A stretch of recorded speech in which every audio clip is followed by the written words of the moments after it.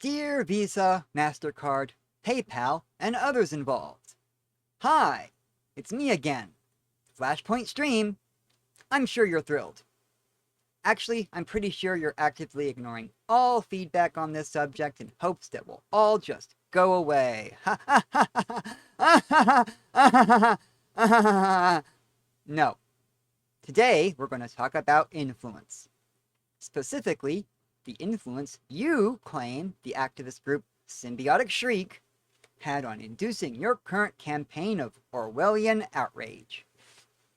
According to Cooperative Caterwaul, an organization that has only about 10 full-time members, it only took about 1,000 complaints to these companies to kick off all this nonsense.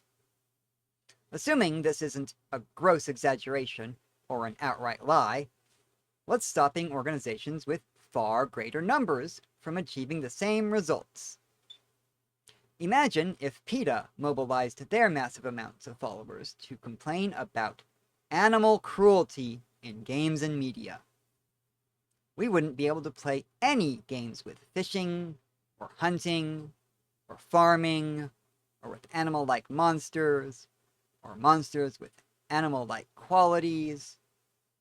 Or, what if Greenpeace decided they didn't like any games that revolved around industry and building and creating? That those games didn't fall in line with their ideals of environmentalism. So there goes games like Satisfactory and Factorio, any games where you cut down trees or you mine ores or harvest resources from your environment in any way that would offend Greenpeace. Or worse, what if the religious nutters started complaining? They hate everything.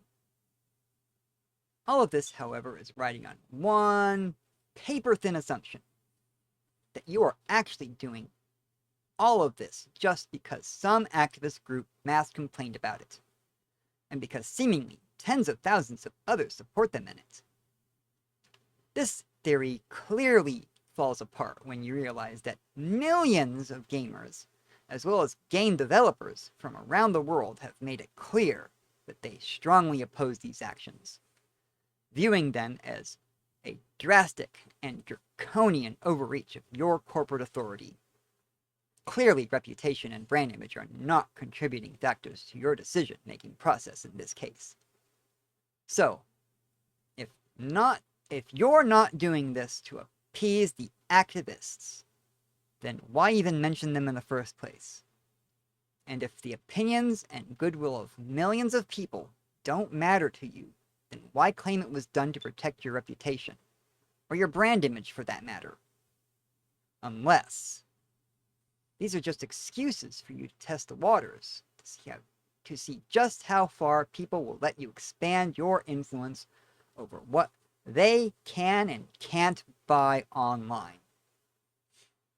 That's not dystopian at all, is it? In conclusion, I repeat, you have one job.